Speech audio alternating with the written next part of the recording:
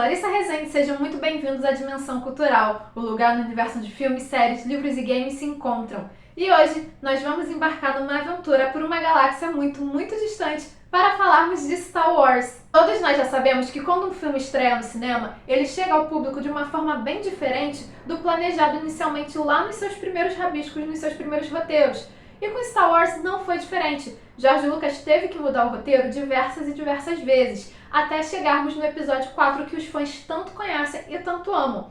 Mas uma curiosidade bem interessante é que o roteiro original do George Lucas em relação a Star Wars foi adaptado em quadrinho. E aí nós temos quadrinhos extremamente especiais e curiosos que nos apresentam como seria o universo dessa saga se a primeira história, se a história original fosse aceita pelos estúdios. Levando em consideração que desde o início George Lucas já planejava uma história com início, meio e fim, justamente para não contar com continuações que poderiam acontecer futuramente, esse quadrinho vai se basear no título original que Lucas deu para a sua saga, que no caso seria apenas The Star Wars, ou em português, A Guerra nas Estrelas. Sendo assim, The Star Wars vai ser uma série de quadrinhos que vai ser lançada em 2013 pela Dark Horse Comics.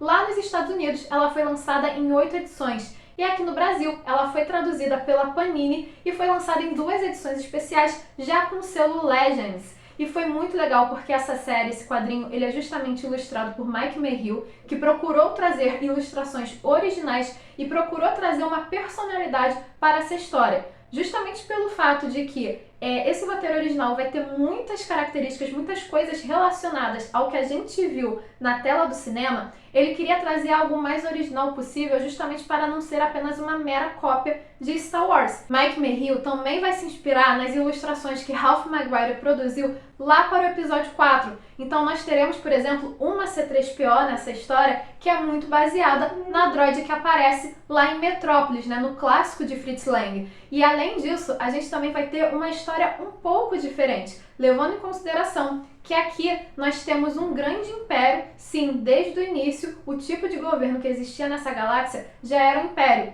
E os Jedi, que eram conhecidos como Jedi Bendo, eles são os protetores desse império há mais ou menos 100 mil anos. Só que até agora, eles sofreram uma queda justamente porque uma ordem Sith apareceu. E, consequentemente, com essa ordem Sith aparece um novo império. Então, sim, o império continua sendo do mal, continua sendo inimigo, só não há uma mudança de governo como a gente viu nos filmes, de república para império. Além disso, essa história ela ainda tem muito mais bases no clássico A Fortaleza Perdida de Akira Kurosawa do que a história que foi para o cinema. A Guerra nas Estrelas começa com uma premissa um pouco diferente do que nós estamos acostumados a ver no cinema. E isso pode gerar alguma estranheza para o público, principalmente em relação aos personagens, já que os nomes dos personagens que nós vemos nos filmes muitas vezes vão ser associados aqui nessa história a uma aparência diferente do que estamos acostumados. Mas o que é bem interessante é justamente que Star Wars está muito presente aqui. Muitas das características, muitos dos elementos que nós vemos na trilogia original vieram daqui desse roteiro. E não só na trilogia original, muitas vezes tem características dessa história que foram descartadas ao longo da trilogia clássica, mas que George Lucas vai reaproveitar em outros filmes, como por exemplo nas trilogias prequels. E nós já vemos isso logo no início da história, na qual uma família Jedi está sendo caçada por um Sith. E por conta disso, eles estão se escondendo em uma lua de Utapau, um planeta esse que vai de fato aparecer nos filmes, mas aparece só lá nas prequels. E em meio a essa caçada, eles acabam sendo encontrados e é muito, rola uma luta e já rola assim, um Sith sendo cortado ao meio, então a gente pode ver que desde o início da saga de Star Wars, a ideia de cortar a gente ao meio, a ideia de amputação já faz parte dessa galáxia. E em meio a essa luta, nós descobrimos que o Jedi se chama Kane Starkiller, na qual ele tem 2 filhos, um mais novo que infelizmente acaba sendo sacrificado nessa luta e por isso nós temos uma pira funerária para honrá-lo já no início, e o filho mais velho chamado Anakin, na qual possui as características do personagem que a gente conhece no cinema como Luke. Ou seja, nós temos logo nesse início da história uma carga bem dramática, bem mais dramática do que vimos no cinema, pelo menos lá no episódio 4. E após essa luta, após esse sacrifício, o Kane vai decidir retornar com seu filho para Aquilai, que é o último planeta independente da galáxia e é o refúgio dos Jedi. E é muito interessante porque aqui Aquilai faz justamente referência a Tatooine. E Alderaan é, na verdade, a capital do Império Galáctico. Também nesse início somos um pouco mais apresentados em relação à estrutura imperial e logo de cara já conhecemos um Darth Vader. Um Vader esse que não possui capacete, pelo menos nesse primeiro momento. Ao longo da história ele vai utilizar o capacete, mas apenas o capacete, sem a máscara. Então a gente consegue ver o rosto dele, não existe um problema de respiração, um problema de sobrevivência aqui, diferente da trilogia original. Além disso, quando chegamos a Aquilai, nós descobrimos que o exército do planeta, ele na verdade é comandado por um general Jedi, que aí sim possui o nome de Luke Skywalker, na qual é um Jedi bem mais velho, bem mais experiente, diferente do protagonista aventureiro que estamos acostumados. E assim, nós vemos que Luke está discutindo com o rei e o seu conselho, dizendo que eles precisam entrar em guerra contra o Império, pois senão eles não teriam chance, né? Que qualquer acordo político que o Império propôs seria uma cilada. Só que o mais interessante, na verdade, é que nesse conselho existe um político chamado Tarkin, que está no lado de Aquilai, né? Apesar de ser extremamente diplomático, não querer entrar em guerra com o Império, ele está no lado do seu planeta. Só que essa discussão é interrompida porque o rei precisa se despedir da sua filha, que está partindo para os seus estudos. E essa sua filha é, sim, de fato, a Princesa Leia. E essa Princesa Leia já é mais familiar com a personagem que estamos acostumados, né? É uma personagem mais assim, abusada, mais atrevida, mais destemida, corajosa, não tem medo de falar o que pensa, não tem medo de tomar uma posição em relação à situação. E uma outra coisa muito interessante é justamente a filosofia Jedi. Os Jedi, eles estão longe de serem aqueles monges que nós conhecemos nos filmes. Eles são mais guerreiros aqui, eles têm uma posição mais de luta, mais violenta, e até a frase muda, né? Em vez de ser que a força esteja com você, eles falam que a força dos outros esteja com você. Há uma pequena mudança em relação à sua filosofia. E é justamente aqui que Kaine e Anakin encontram o General Skywalker, na qual Kaine vai pedir para o seu amigo treinar o seu filho, já que ele está morrendo, pois é um personagem que possui muito mais partes mecânicas do que humanas, já fazendo aí uma referência de como o George Lucas iria usar essa ideia nos próximos roteiros. E em meio a essa conversa, em meio a essas questões de estratégia militar, um informante volta a Aquilai e justamente vai admitir, vai confirmar que uma estação imperial bélica do Império está se aproximando do planeta. E é justamente aí que nós temos a nossa referência à Estrela da Morte, apesar de que não se chamar de fato Estrela da Morte. E a Estrela da Morte ataca, e é de fato uma batalha muito parecida com a batalha que nós vemos no episódio 4. E uma questão muito interessante é que tanto a C-3PO quanto o R2 estão dentro dessa Estrela da Morte, né, dessa estação espacial. Então eles vão tentar se salvar porque eles consideram que eles estão perdidos, já que os rebeldes de Aquilai estão vencendo, e eles vão escapar num pod de fuga, ou seja, bem parecido também com o que nós vemos no episódio 4. E aqui tem um fato curioso, pelo simples fato de que o R2 fala, né? Ele fala o idioma comum da galáxia, ele não fala por bips. E a relação dos dois droids já é de briga, de implicância desde o início, né? Então eles vão, desde o início, houve um planejamento de ter essa camaradagem que ao mesmo tempo é cheia de estranhamentos. E uma vez que eles caem, né, que eles escapam da Estrela da Morte por esse pod, eles vão cair nas dunas de Aquilai. E assim eles vão ser salvos, né? Vão ser encontrados justamente pelos mocinhos, pelos heróis, e é a partir daí que eles lutam ao lado dos heróis. O Império invade o planeta e por conta disso, Luke e Anakin precisam escapar de Aquilai com a Princesa Leia, já que ela é herdeira do trono. E para isso, eles vão contar com a ajuda de Han Solo. Só que aqui o Han Solo é um alienígena da raça ureliana, bem diferente do que estamos acostumados.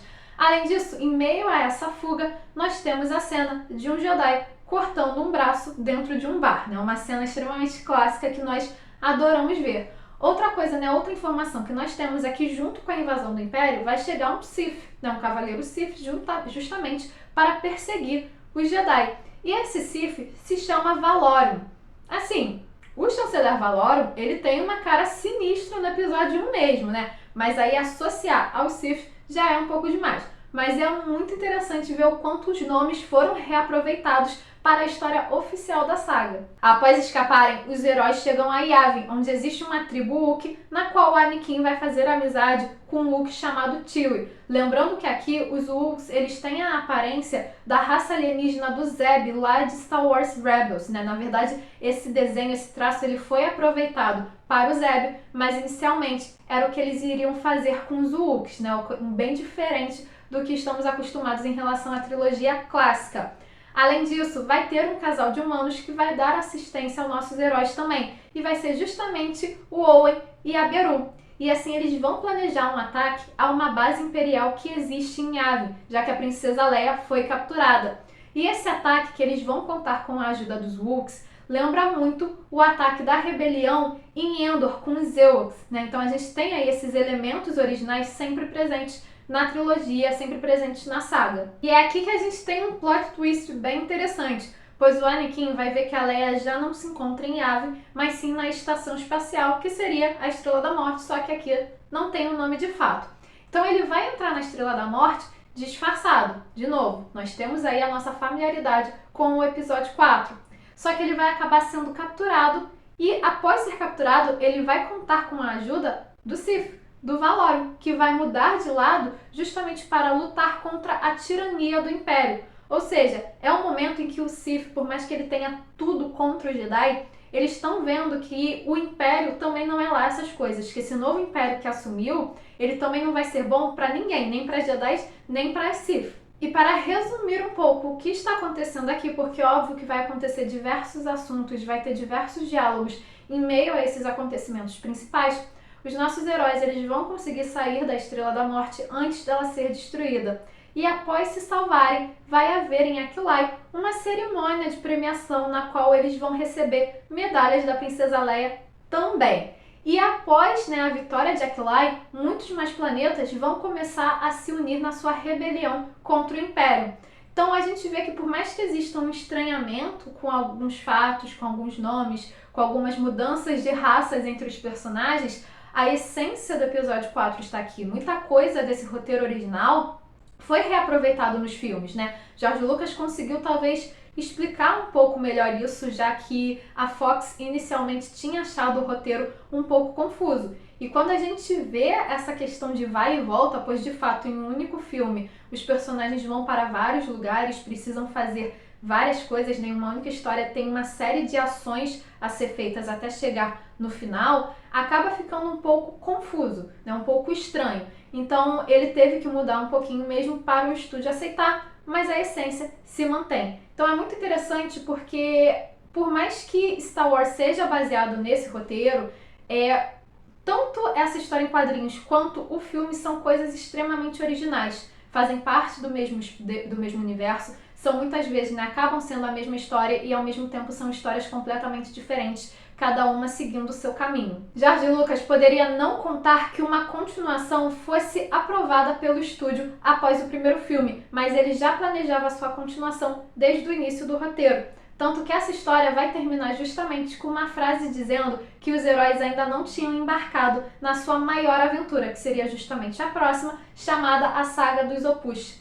De uma forma bem geral, esses quadrinhos de Star Wars é muito interessante para a gente mergulhar ainda mais no universo, conhecer um pouco mais. Aqui nós vemos gritantemente todas as referências que George Lucas teve ao construir a sua própria saga, inclusive a própria obra Duna, né? Já que Aquilai aqui seria justamente Duna, assim como Tatooine também foi. E uma coisa muito interessante é que a editora de fato conseguiu realizar a sua proposta, conseguiu pegar o roteiro original da saga e dar a sua própria personalidade, trazer uma independência, não ser uma cópia do filme original. Eles conseguiram dar personalidade para essa história e os traços são absolutamente lindos, né? As capas por si só já são muito fantásticas e trazem toda essa ideia fantástica, né? Toda essa ideia de realeza espacial, de uma aventura espacial completamente mágica, que existe muito mais fantasia, muito mais magia, muito mais misticismo do que apenas a tecnologia no espaço. E vocês, já conheciam os quadrinhos A Guerra das Estrelas? Não? Ficaram com vontade de ler? E se já conheciam, se já leram, Gostam desses quadrinhos? Qual é o momento, qual é o personagem favorito de vocês? Deixe a opinião de vocês aqui nos comentários e não se esqueça de curtir esse vídeo e de se inscrever no canal para continuar acompanhando as nossas aventuras. Nos vemos na próxima!